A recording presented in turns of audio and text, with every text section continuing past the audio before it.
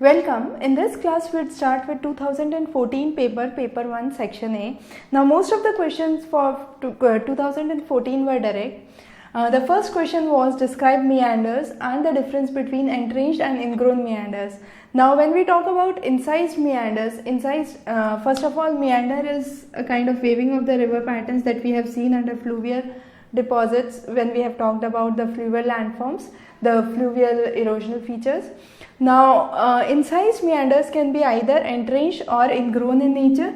And entrenched means they are symmetrical. So, whenever there is a kind of down cutting that occurs, it's a kind of rapid down cutting which occurs, and since it is a rapid down cutting, there is very less lateral erosions that occur under entrenched. However, under ingrown, it's asymmetrical in nature. That means the down cutting is less rapid. As a result, there is more of lateral erosion that takes place under ingrown meanders. The next is the difference between the Sirocco and the Mistral. Now, these are some of the local winds, and you have the direction of the local winds, the major local winds that are pointed here. So, Sirocco is southeast and Mistral is northwest. So, we are focusing on these two right now. Sirocco is the Mediterranean wind that comes from Sahara. It's warm, dry and tropical in nature, and it speeds up in North Africa and South Europe. However, Mistral is a cold wind and it blows from northwesterly direction, as we can see there. It blows from the south of France into the Gulf of Lion. So, these are the two basic winds. You have to briefly explain the various types of local wind, and you can start with what are local winds.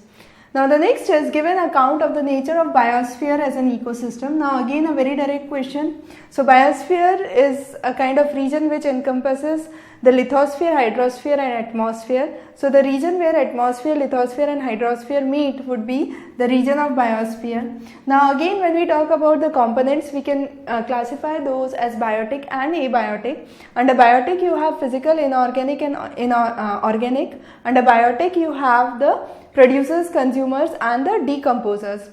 The physical factors of the abiotic component deal with temperature, humidity and light. The inorganic components deal with water, oxygen, carbon dioxide, and the organic components talk about protein, carbohydrates and lipids. The next question is state the uniqueness of the Eurasian steppes biome. Now, steppes are extended into various regions. Most of the steppes you would find under north of Asia, which is a kind of Eurasian region that encompasses parts of Eurasia and Asia, which extends from Moldavia to Ukraine, Russia, Kazakhstan and Mongolia and Manchurian region. So, the most of the grasslands are in the form of temperate grasslands. However, you have kind of shrublands that are also present. The major activity here is the nomadic activity. This was also a part of the Silk Route. The region has little rainfall with short grasses. The soil is rich in minerals, but it lacks organic matter, so it does not have very good growth of trees. And then finally, there are numerous grazing animals that could be seen in this biome. The next is, this question is important, the origin and the nature of Sargasso Sea. Now, Sargasso Sea lies within the Atlantic Ocean, and it's one of the only seas which does not touch a land boundary. So, it is a unique feature in itself. This region has been highly vulnerable to the recent climatic change and hence has been in news. So, since Sargasso Sea was in news, its origin and nature, the question on its origin and nature has been asked. This region is mainly predominantly occupied by a seaweed which is known as sargassum, and this sargassum, it grows on the surface. As a result, it obstructs the navigation from the sea. Also, because of this seaweed that is growing in this region, there are numerous marine species that are living in this region, mainly the eels.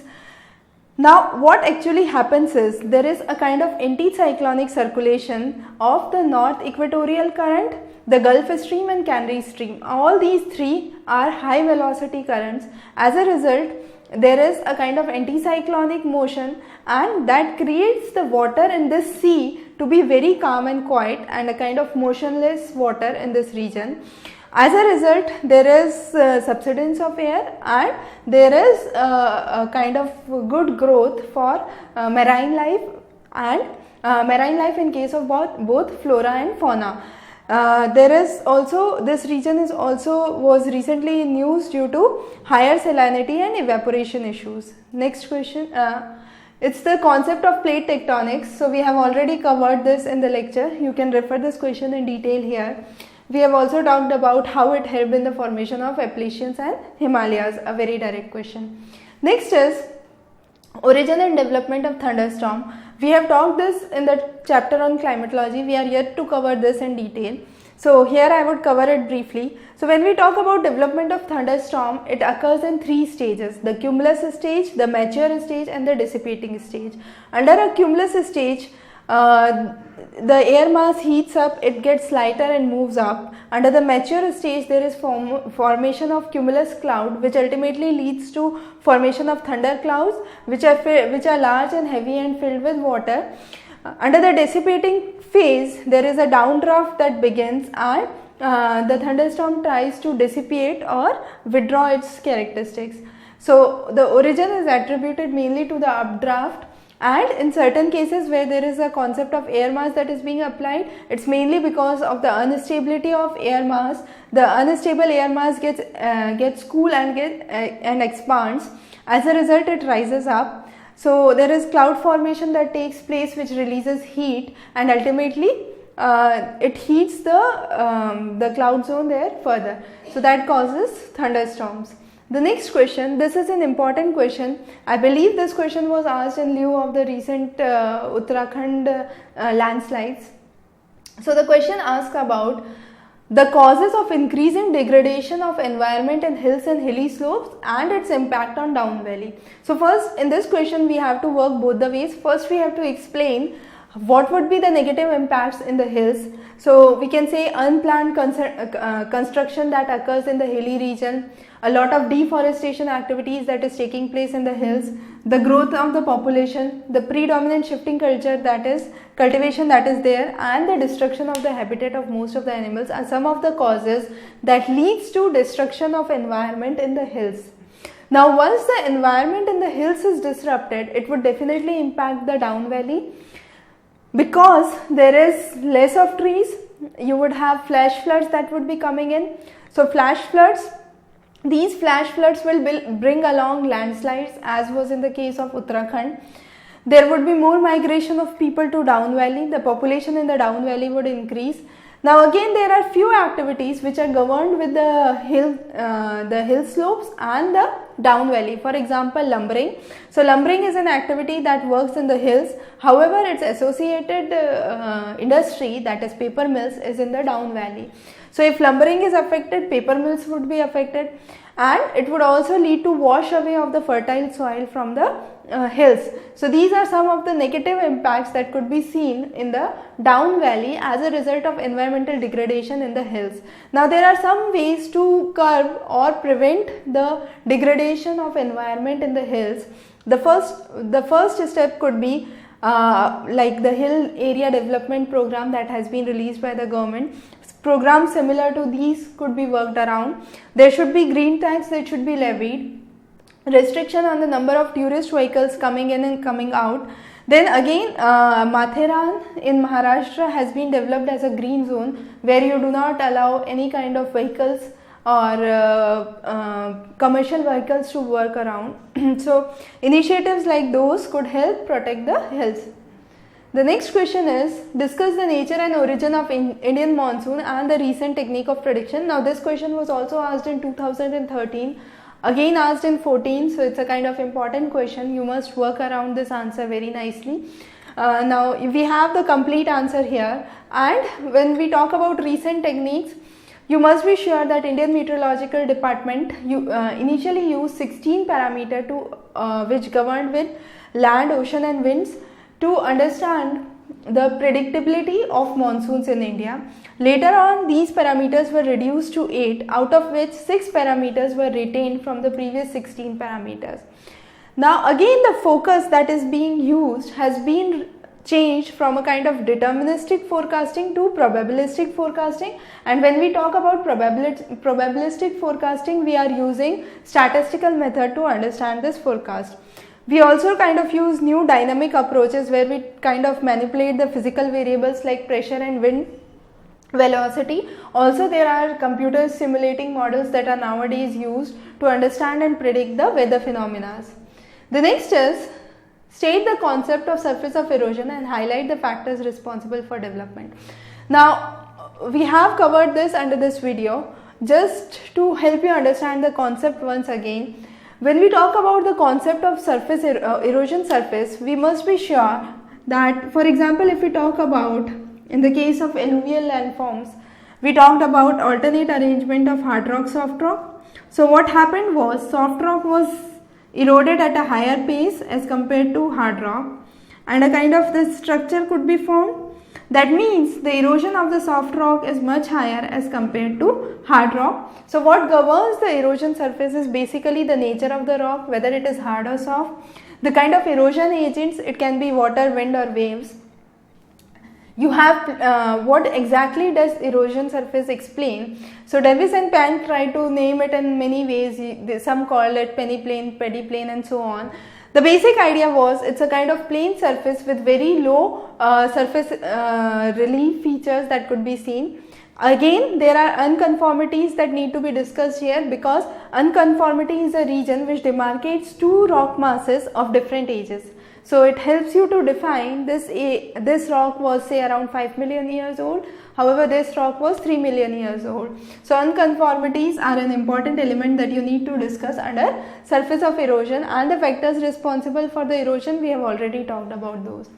The next question is, give a critical account of the reasons and the consequences of marine pollution. Now this is again a direct question. When we talk about marine pollution, we are talking about the various kind of waste that flows in from rivers into the oceans finally. So you have sewage from households, then you have industrial waste, agricultural waste pouring in, you have toxic chemicals that are coming off, runoff from the land, that could be another reason. Another important reason is the oil spills within the continental shelf region, mining in the oil and littering activities. However, the main component that flows into the ocean is copper, and this copper gets accumulated into the fishes and the flora and the fauna of the marine ecosystem. As a result, it affects the food chain. So you have many organisms which develop anomalies because of the intake of various chemicals and compounds. It finally leads to biomagnification and affects human health. So these are some of the drawbacks. Besides these, you have the depleting amount of oxygen in the marine ecosystem, which affects the marine life. You have toxic waste that pour in, and this also affects the coral reef. So as you can see, for 2014 there was a kind of many questions which were related to environment and sustainable development. The next question is, explain weathering and mass wasting. So we have covered both of these in two separate videos. You can refer those. Again, a very direct question. Next, this is important. Since 2012, the every paper we are solving, there is one question directly or indirectly asked about Wallace distribution. So Wallace distribution is important. We have covered this extensively in our postal course. You can refer that. So now this question also talks about the zoogeographic regions. That means the geographic regions which explain the fauna of the region.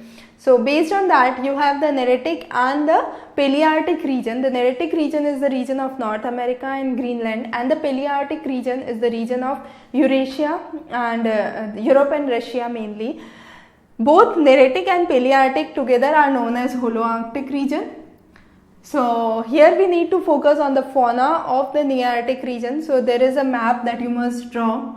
Again, you have the following species that are seen under the Nearctic region. So you must remember those and you must mention those. The next question is the most important question of this whole section. Write an account of the recent observation of coral bleaching with respect to Clive Wilkinson's report. Now first of all, we have covered coral bleaching in detail in this video, so you can refer and write everything about coral bleaching from there. Now next important thing is, when it comes to Clive Wilkinson's report, he was a former global coordinator of the Global Coral Reef Monitoring Network, that is GCRMN. So what he tried to explain was, previously, before the Clive's finding, it was believed that rise in sea surface temperature, impact of La Nino, El Nino in 1997-98 were the major causes that attributed to coral bleaching in the region. However, these were some of the major hottest years of the century. Of these, coral bleaching occurred only in 98 and 2005. This led a question to Clive explaining why, if these all were the hottest year, only 2 of these years you had a kind of significant mass coral bleaching that occurred, which destroyed nearly 30 to 60% of the coral reef of the region. Some of the people attributed that warm waters, rising carbon dioxide and sea level rise are the major reasons which led to bleaching of the corals or whitening of the corals. However, Clive tried to explain it was not just the natural or the environmental factors that led to decline in the coral, the cause of coral bleaching, which were mainly the cause of coral bleaching. However, he believed it was mainly the anthropogenic stress or human induced phenomena that led to coral bleaching. So, human population near the human waste and the excessive sediments that flowed into the region surrounding the continental shelf, and the overexploitation at the local sites because of higher concentration of the peoples due to tourism activities led to depletion of coral activities and kind of whitening of the corals, that is coral bleaching. So his main idea was, rather than the natural phenomena which are also part of coral bleaching activity, it was mainly anthropogenic in nature or human induced. So these are some of the important questions that we have covered. For 2014 paper, we will be covering paper 1 section B in a separate session. You can subscribe to our channel for further updates. Have a good day ahead.